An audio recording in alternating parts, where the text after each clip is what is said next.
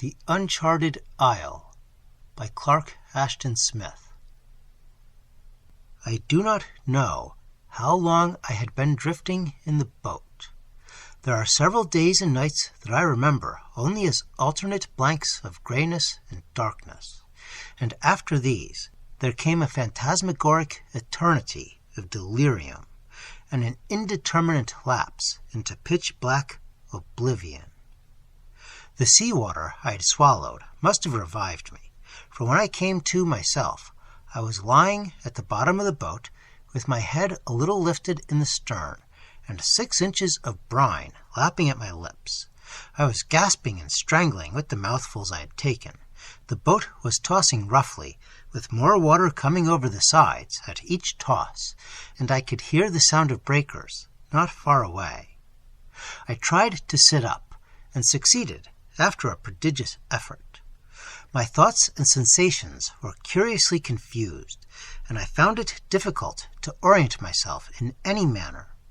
The physical sensation of extreme thirst was dominant over all else. My mouth was lined with running, throbbing fire, and I felt light-headed, and the rest of my body was strangely limp and hollow. It was hard to remember just what had happened, and for a moment I was not even puzzled by the fact that I was alone in the boat.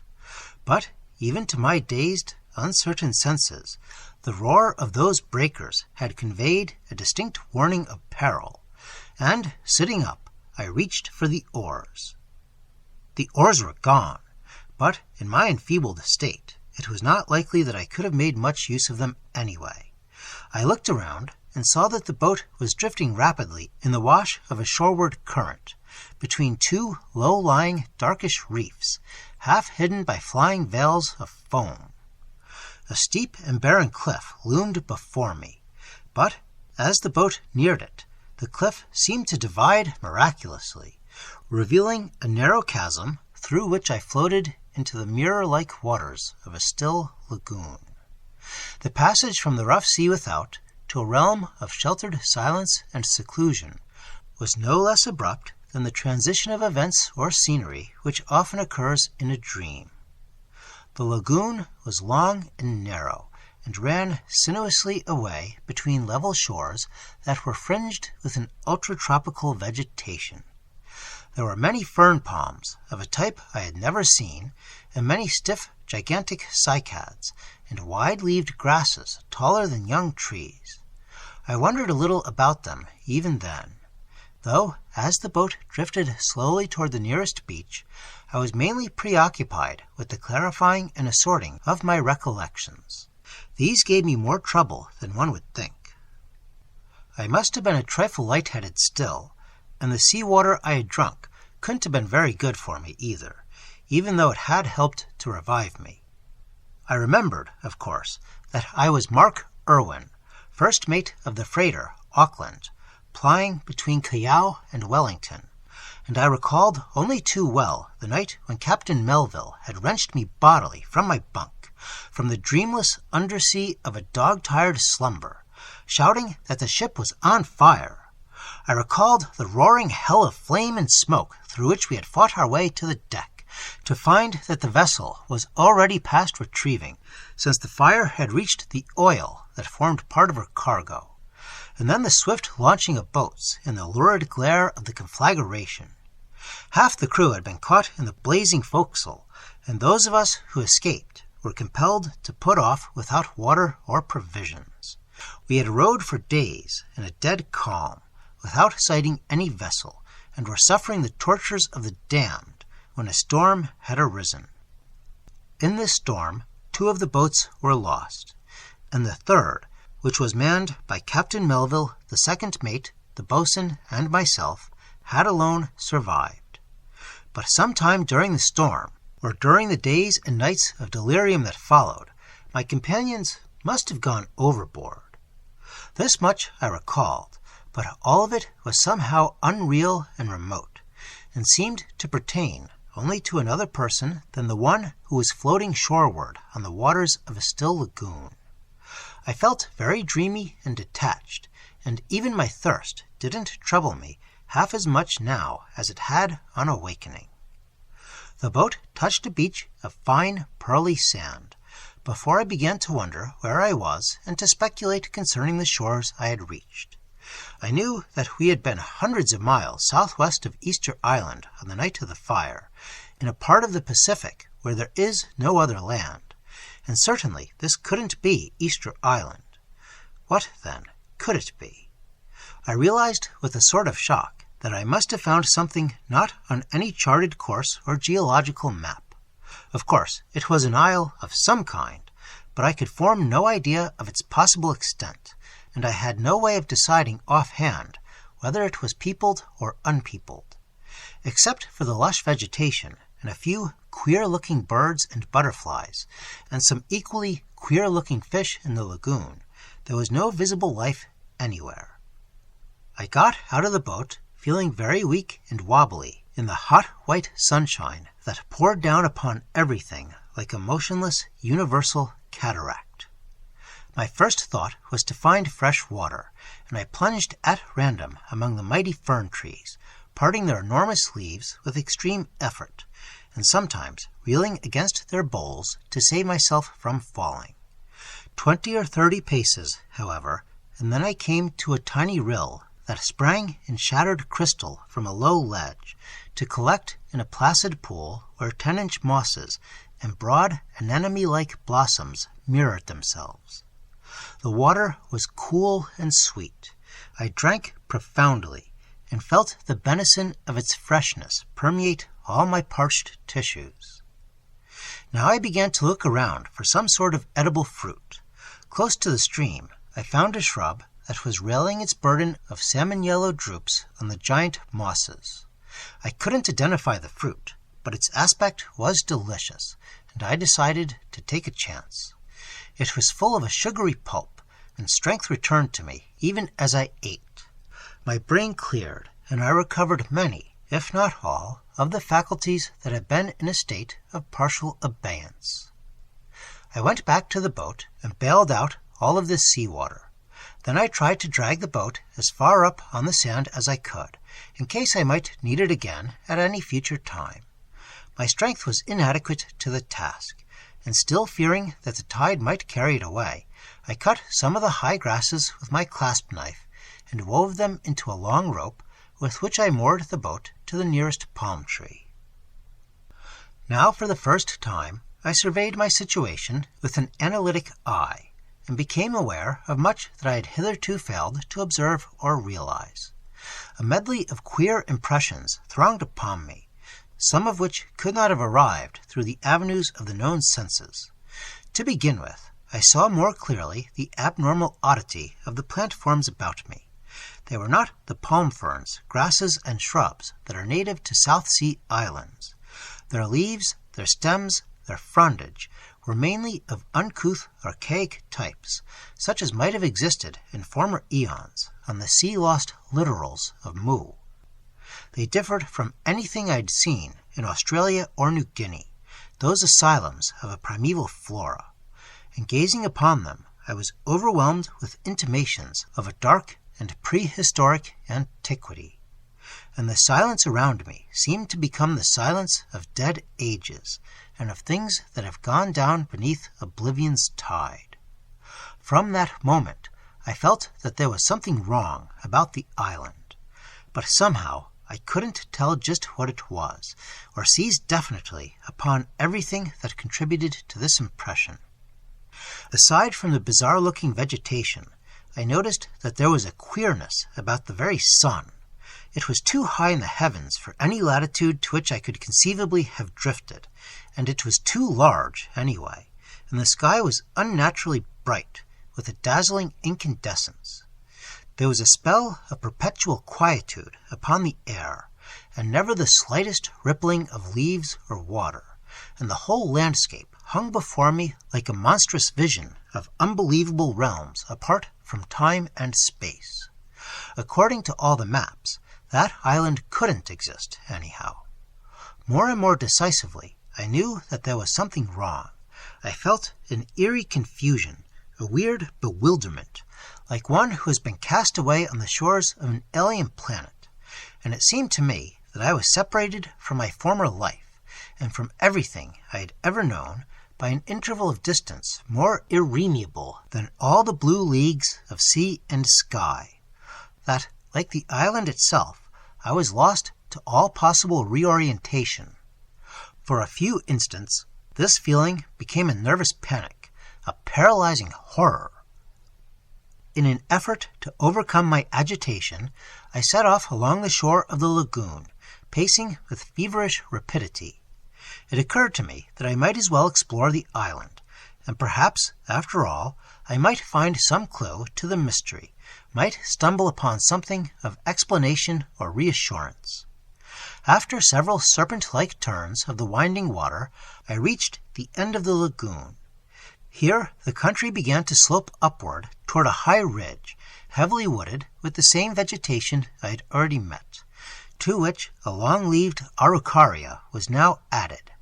This ridge was apparently the crest of the island, and after a half-hour of groping among the ferns, the stiff archaic shrubs, and araucarias, I managed to surmount it. Here, through a rift in the foliage, I looked down upon a scene no less incredible than unexpected. The farther shore of the island was visible below me, and all along the curving beach of a landlocked harbor there were stone roofs and towers of a town. Even at that distance, I could see that the architecture was of an unfamiliar type, and I was not sure at first glance whether the buildings were ancient ruins or the homes of a living people. Then, beyond the roofs, I saw that several strange-looking vessels were moored at a sort of mole, flaunting their orange sails in the sunlight. My excitement was indescribable. At most, if the island were peopled at all, I had thought to find a few savage huts, and here below me were the edifices that betokened a considerable degree of civilization. What they were, or who had builded them, were problems beyond surmise, but as I hastened down the slope toward the harbor, a very human eagerness was mingled with the dumbfoundment and stupefaction I had been experiencing. At least there were people on the island, and at the realization of this, the horror that had been a part of my bewilderment was dissipated for the nonce. When I drew nearer to the houses, I saw that they were indeed strange, but the strangeness was not wholly inherent in their architectural forms, nor was I able to trace its every source, or define it in any way by word or image. The houses were built of a stone whose precise color I cannot recall, since it was neither brown, nor red, nor gray, but a hue that seemed to combine, yet differ from, all these. And I remember only that the general type of construction was low and square, with square towers. The strangeness lay in more than this, in the sense of a remote and stupefying antiquity that emanated from them like an odor. I knew at once that they were old as the uncouth primordial trees and grasses, and, like these, were parcel of a long-forgotten world. Then I saw the people, those people before whom not only my ethnic knowledge, but my very reason, were to own themselves baffled. There were scores of them in sight among the buildings, and all of them appeared to be intensely preoccupied with something or other. At first, I couldn't make out what they were doing, or trying to do, but plainly they were very much in earnest about it. Some were looking at the sea, or the sun, and then at long scrolls of a paper-like material which they held in their hands, and many were grouped on a stone platform around a large, intricate metal apparatus resembling an armillary.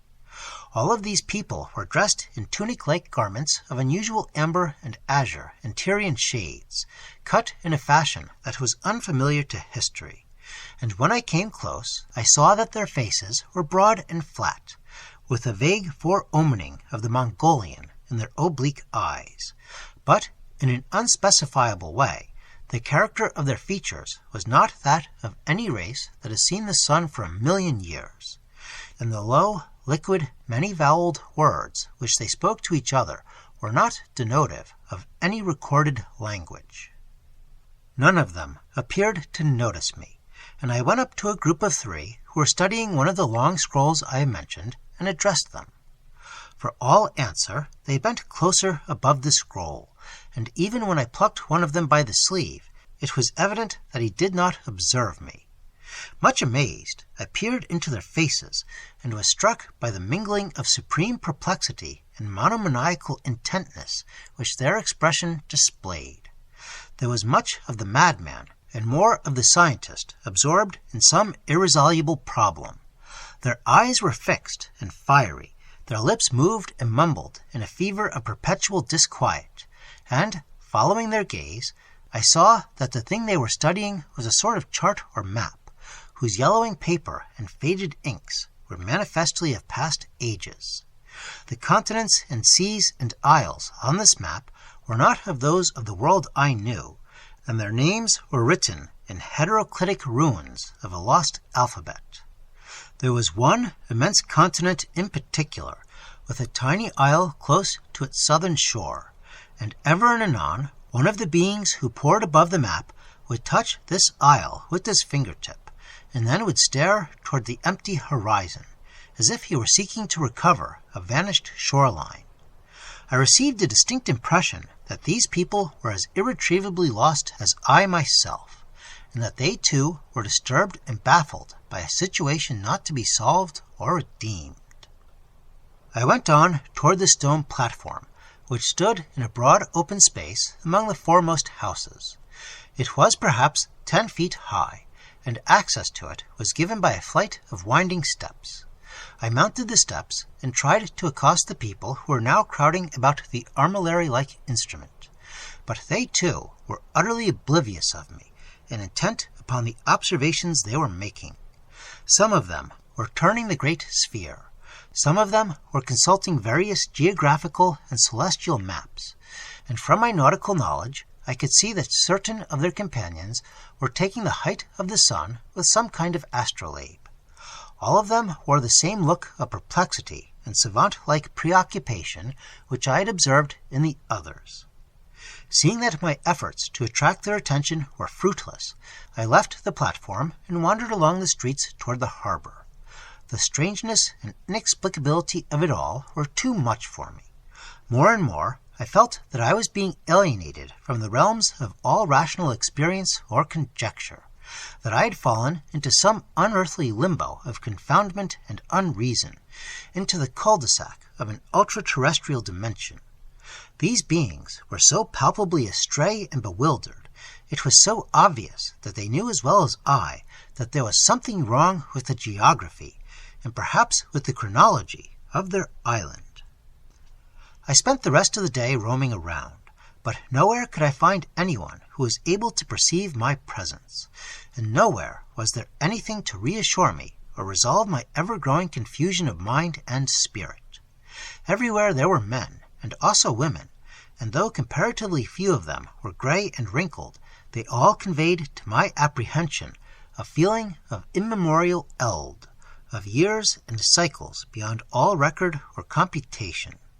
And all were troubled, all were feverishly intent, and were pursuing maps or reading ancient pells and volumes, or staring at the sea and sky, or studying the brazen tablets of astronomical parapems along the streets, as if by so doing they could somehow find the flaw in their reckonings.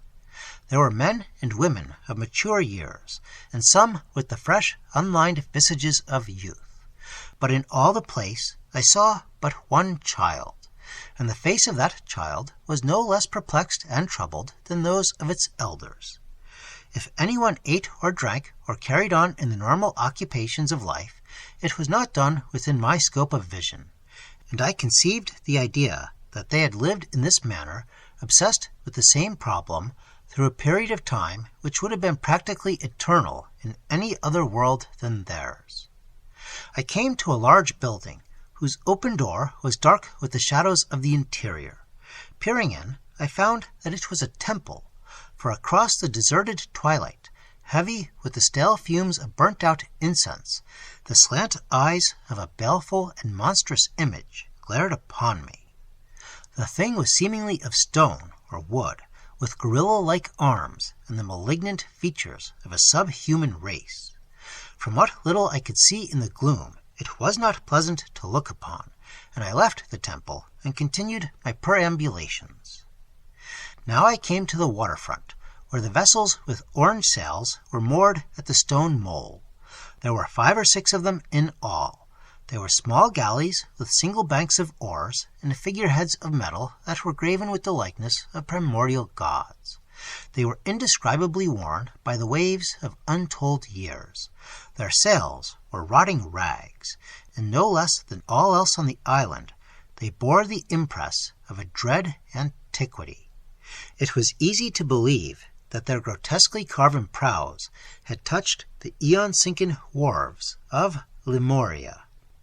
I returned to the town, and once again I sought to make my presence known to the inhabitants, but all in vain. And after a while, as I trudged from street to street, the sun went down behind the island, and the stars came swiftly out in a heaven of purpureal velvet. The stars were large and lustrous, and were innumerably thick. With the eye of a practised mariner, I studied them eagerly, but I could not trace the wonted constellations, though here and there I thought that I perceived a distortion or elongation of some familiar grouping. All was hopelessly askew, and disorder crept into my very brain, as I tried once more to orient myself, and noticed that the inhabitants of the town were still busied with a similar endeavor. I had no way of computing the length of my sojourn on that island. Time didn't seem to have any proper meaning there, and even if it had, my mental state was not one to admit a precise reckoning. It was all so impossible and unreal, like an absurd and troublesome hallucination, and half the time I thought that it was merely a continuation of my delirium, that probably I was still drifting in the boat. After all, this was the most reasonable supposition, and I don't wonder that those who have heard my story refuse to entertain any other. I'd agree with them if it weren't for 1 or 2 quite material details. The manner in which I lived is pretty vague to me also. I remember sleeping under the stars outside the town. I remember eating and drinking and watching those people day after day as they pursued their hopeless calculations. Sometimes I went into the houses and helped myself to food, and once or twice, if I remember rightly, I slept on a couch in 1 or 2 of them without being disputed or heeded by the owners. There was nothing that could break the spell of their obsession or force them to notice me, and I soon gave up the attempt. And it seemed to me, as time went on, that I myself was no less unreal, no less doubtful and insubstantial than their disregard would appear to indicate.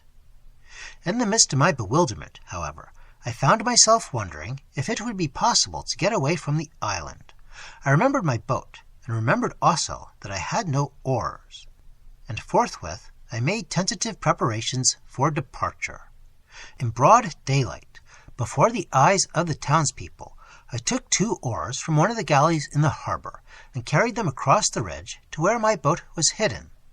The oars were very heavy, their blades were broad as fans, and their handles were fretted with hieroglyphs of silver. Also, I appropriated from one of the houses 2 earthen jars, painted with barbaric figures, and bore them away to the lagoon, intending to fill them with fresh water when I left. And I also collected a supply of food. But somehow the brain-muddling mystery of it all had paralyzed my initiative, and even when everything was ready, I delayed my departure.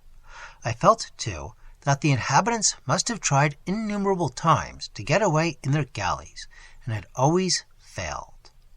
And so I lingered on, like a man in the grip of some ridiculous nightmare.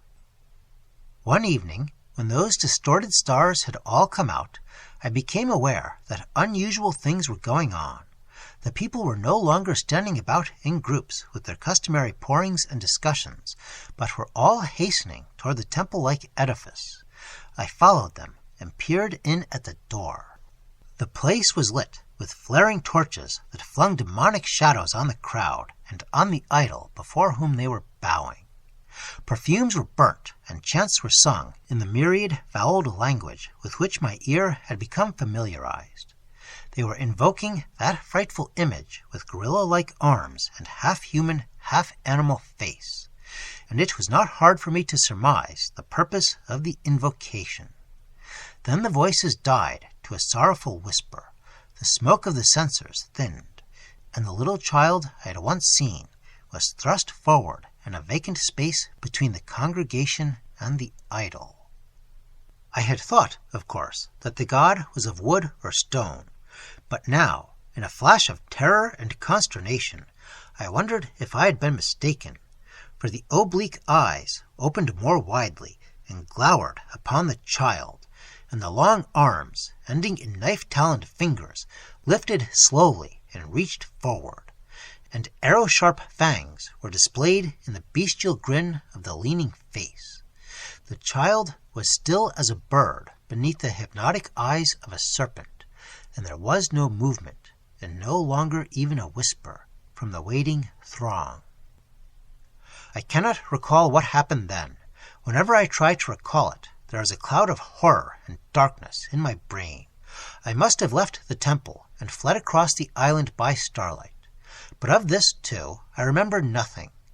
My first recollection is of rowing seaward through the narrow chasm by which I had entered the lagoon, and of trying to steer a course by the wide and twisted constellations.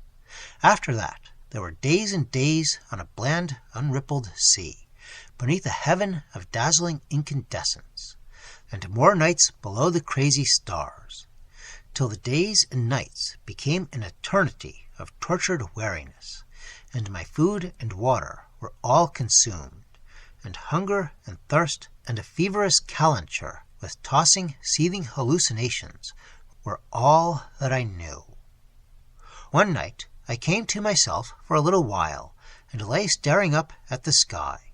And once more the stars were those of the rightful heavens, and I gave thanks to God for my sight of the Southern Cross, ere I slid back into coma and delirium. And when I recovered consciousness again, I was lying in a ship's cabin, and the ship's doctor was bending over me. They were all very kind to me on that ship, but when I tried to tell them my tale, they smiled pityingly, and after a few attempts, I learned to keep my silence. They were very curious about the 2 oars with silver-fretted handles and the painted jars which they had found with me in the boat, but they were all too frank in refusing to accept my explanation. No such island and no such people could possibly exist, they said. It was contrary to all the maps that had ever been made, and gave the direct lie to all the ethnologists and geographers. Often I wonder about it myself, for there are so many things I can't explain. Is there a part of the Pacific that extends beyond time and space, an oceanic limbo into which, by some unknowable cataclysm, that island passed in a bygone period, even as Lemuria sank beneath the wave? And if so, by what abrogation of dimensional laws was I enabled to reach that island and depart from it? These things are beyond speculation, but often in my dreams I see again the incognizably distorted stars, and share the confusion and bafflement of a lost people as they pour above their useless charts and take the altitude of a deviated sun.